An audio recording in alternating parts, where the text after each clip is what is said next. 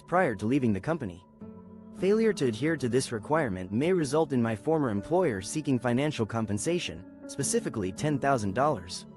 I am currently residing in Atlanta, Georgia, and my employer is urging me to sign the contract before the end of the day. A copy of the proposed agreement can be viewed on my profile. I will receive a payment of $1,000 if I agree to the contract. Update.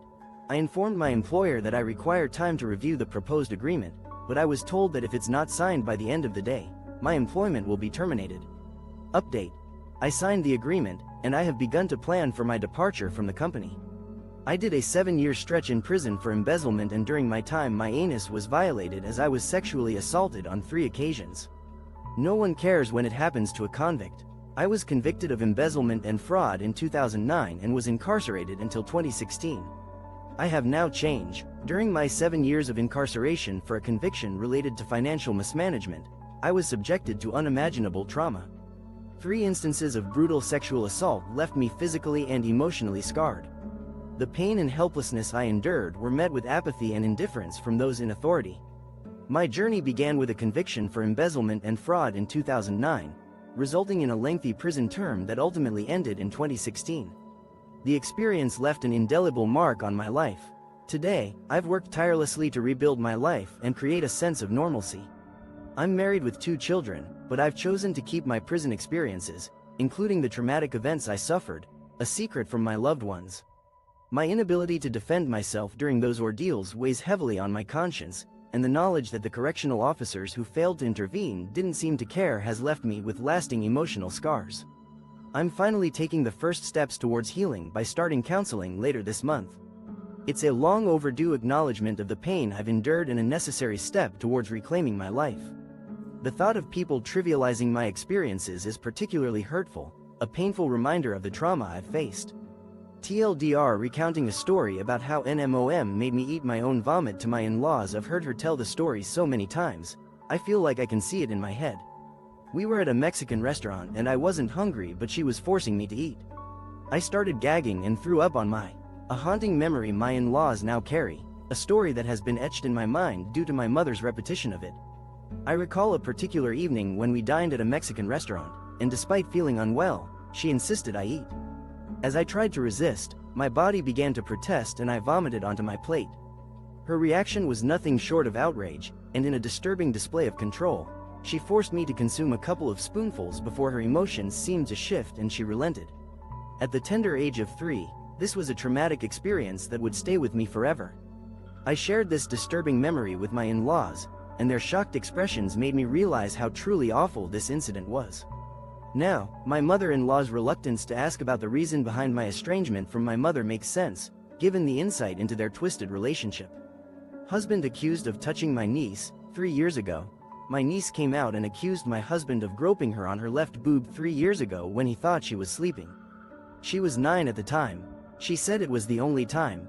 The cops, CPS, is involved. No one has come to our house. A decade-long marriage hangs in the balance. A devastating accusation has shaken my world. My 9-year-old niece has come forward, claiming my husband inappropriately touched her left breast 3 years ago while she was allegedly asleep. This alleged incident occurred when she was just 9 years old.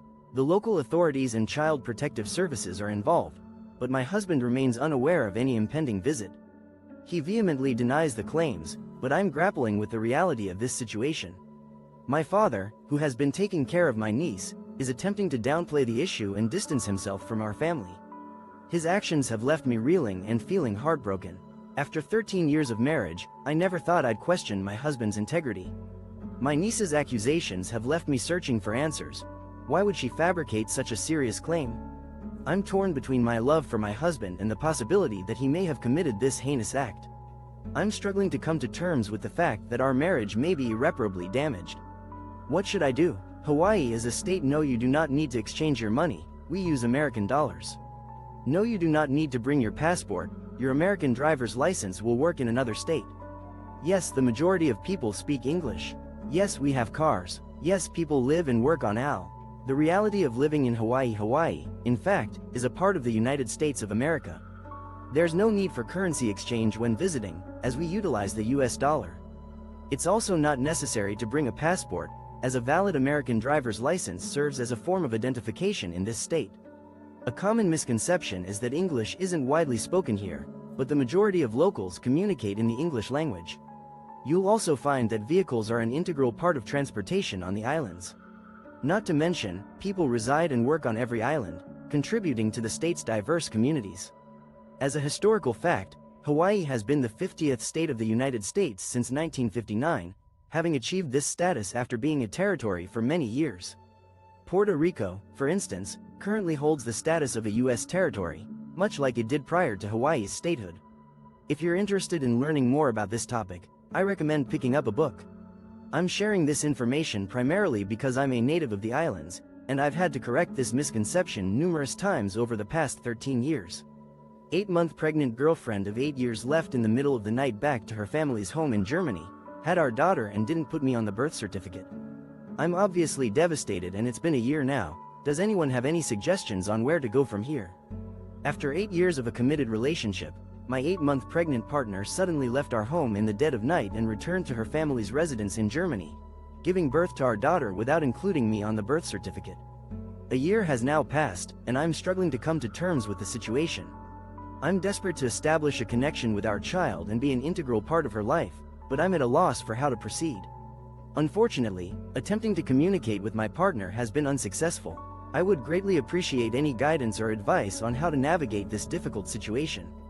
My emotional well-being has been severely impacted, and I'm starting to feel a deep sense of sadness that's affecting my daily life.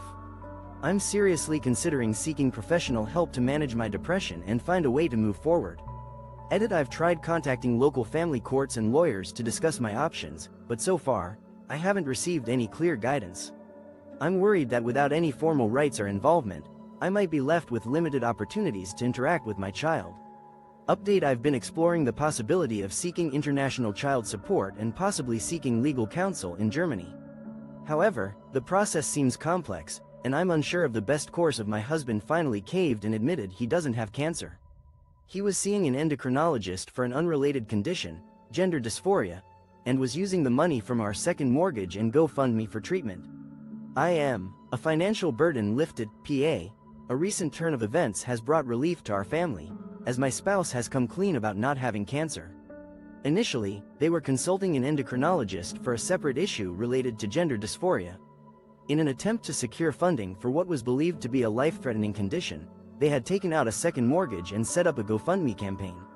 Now, I have taken steps to address the financial implications of this situation. I have scheduled a meeting with a divorce lawyer, who plans to recommend another professional to help me navigate the substantial debt we've accumulated.